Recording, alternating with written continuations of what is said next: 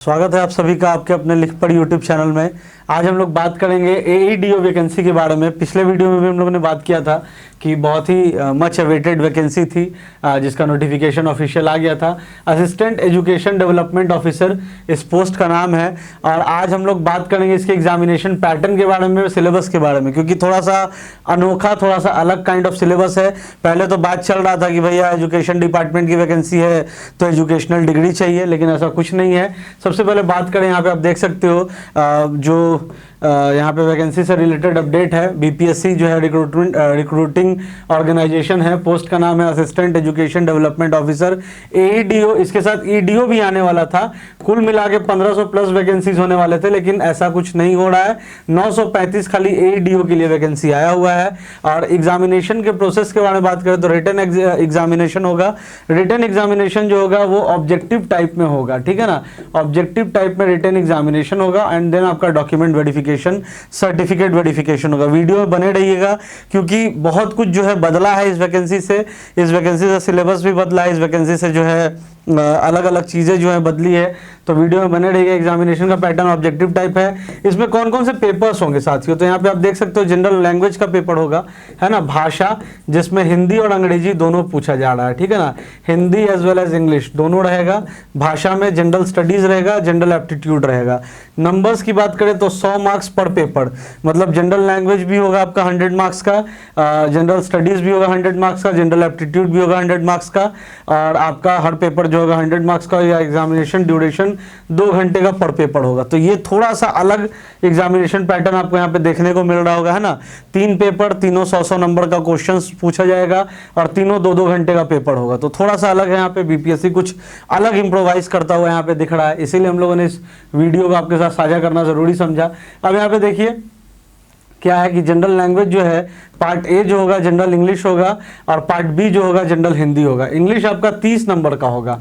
English जो होगा ना आपका 30 मार्क्स का होगा, वही हिंदी जो होगा आपका वो 70 मार्क्स का होगा, ठीक है। तो ये होगा आपका 100 मार्क्स का और ये आपका 2 घंटे। सरकारी नौकरी की तैयारी कर रहे युवाओं के लिए बड़ी खुशखबरी।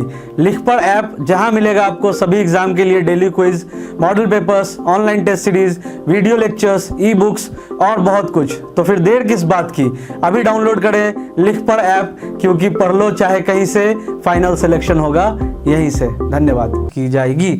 अगर आप इसमें किसी कारणवश या फिर आप फेल हो जाते हो, इसको क्वालिफाई नहीं कर पाते हो, तो फिर आपका पत्ता यहीं से साफ हो जाएगा। अगर आप इसको क्वालिफाई करते हो देन आपका जनरल स्टडीज का और आपका जनरल एप्टीट्यूड का पेपर की जो जांच है वो की जाएगी। तो यहाँ पे आप समझ लीजिए कि क्वालिफाइंग इन नेचर 30% लाना अनिवार्य है। और उसके बाद only qualifying marks but not counted if not passed, ठीक है ना। ये यहाँ पे लिखा गया जो मैंने आपको बताया। जनरल स्टडीज भी ऑब्जेक्टिव टाइप का होगा, 100 क्वेश्चन 2 घंटे का, 100 मार्क्स का। और इसका जो नंबर होगा ये मेरिट लिस्ट में ऐड होगा, ठीक है ना। इसका जो नंबर होगा ये मेरिट लिस्ट में ऐड होगा। मेरिट लिस्ट जब क्रिएट होगा तो उसमें आपका जनरल स्टडीज का मार्क्स जो होगा वो ऐड होगा। जनरल एप्टीट्यूड भी सिमिलरली 100 नंबर, 2 घंटे का पेपर, 100 क्वेश्चंस, इसमें भी मार्क्स इंक्लूड होगा मेरिट लिस्ट में, ठीक है ना। मेरिट लिस्ट में किसका किसका नंबर ऐड हो रहा है साथियों, तो यहाँ पे आप देख सकते हो आपको जनरल स्टडीज का और जनरल एप्टीट्यूड का मार्क्स ऐड हो रहा है। और वहीं जो लैंग्वेज पेपर है हिंदी इंग्लिश का, ये आपका क्वालिफाइंग इन नेचर है। तो ये चीज़ बहुत इंपॉर्टेंट है जो जाननी बहुत ज़्यादा ज़रूरी थी आप सभी के लिए। और अगर सिलेबस की बात की जाए एप्टीट्यूड का या फिर सिलेबस की बात करी जाए जनरल स्टडीज़ का, तो जनरल स्टडीज़ में तो आप जानते हो कि करंट अफेयर्स पूछा जाता है। और चूंकि ये बिहार की वैकेंसी है, हम लोग अक्सर देखते आते हैं बीपीएससी में कि बीपीएससी का ही अगर पेपर आप एग्जाम्पल में ले लो तो उसमें मैक्सिमम जो क्वेश्चंस होते हैं, अगर मॉडर्न हिस्ट्री से क्वेश्चंस आ रहा है, करंट अफेयर्स से क्वेश्चन आ रहा है, तो आपको ज़्यादातर बिहार स्पेसिफिक क्वेश्चंस देखने को मिलते हैं। तो ये बहुत इंपॉर्टेंट है। जो भी क्वेश्चंस आपका होगा बिहार स्पेसिफिक ज़्यादा होगा। अब अगर बात कर लो यहाँ पे जैसे जनरल स्टडीज़ की बात कर लो तो यहाँ पे बिहार करंट का क्वेश्चन ज़्यादा देखने को मिल सकता है ना, जिसको आपको खासा ध्यान देना है क्योंकि बहुत ज़बरदस्त 935 पोस्ट की वैकेंसी है, लेवल 5 का जॉब है। तो बहुत अच्छी अपॉर्चुनिटी है आप सभी के लिए। और सिर्फ इसमें ग्रेजुएशन खोज रहा है, ठीक है ना। Graduation from any recognised university, no BEd no DElEd, कुछ नहीं इसमें आपसे मांगा जा रहा है। तो बहुत ही ज़बरदस्त अपॉर्चुनिटी है साथियों। तो यहाँ पे हम लोगों को ध्यान देना है, अभी से ही अपनी प्रिपरेशन टेक्निक को जो है मजबूत करना है और पॉलिश करना है अपने जो भी स्किल्स है। तो बिहार करंट से सबसे ज़्यादा question Bihar static Bihar portion जो होगा उससे भी क्वेश्चन आपको देखने को मिल सकता है। उसके बाद बात की जाए तो मॉडर्न हिस्ट्री जो होगा ये बिहार के संदर्भ में, ठीक है ना, मॉडर्न हिस्ट्री से ज़्यादा क्वेश्चंस पूछता है बीपीएससी भी, तो ये आपका बिहार के संदर्भ में पूछा जा सकता है। साइंस से, जनरल साइंस से भी क्वेश्चंस आपके बायोलॉजी से, केमिस्ट्री से, फिजिक्स से बनते हैं, लेकिन ये जो बिहार स्पेसिफिक है आपको ये कंप्लीट करना है। तो ये तो हो गए जनरल स्टडीज, इसमें आपका history, polity, economy, geography, physics, chemistry, biology, current affairs, Bihar special वगैरह वगैरह आपसे पूछा जाएगा।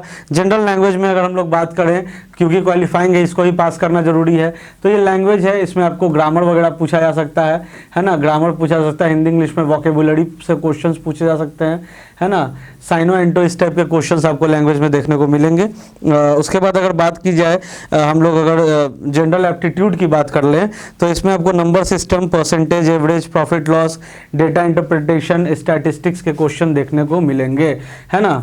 डेटा इंटरप्रिटेशन के क्वेश्चंस आपको देखने को मिल सकते हैं, स्टैट्स के क्वेश्चन आपको देखने को मिल सकते हैं, basic mathematics like profit loss, ये सब जो होता है आपका उसके क्वेश्चन देखने को मिल सकते हैं, एवरेज के क्वेश्चंस देखने को मिल सकते हैं। तो ये सारे क्वेश्चंस आपको इसमें एप्टीट्यूड टेस्ट में देखने को मिल सकते हैं। आपको जीएस में बिहार स्पेसिफिक पढ़ना है, जनरल एप्टीट्यूड में basic mathematics, data interpretation, statistics cover करना है, और अगर लैंग्वेज पेपर में बात की जाए तो ग्रामर और वोकेबुलरी पे खास ध्यान देना है, ठीक है।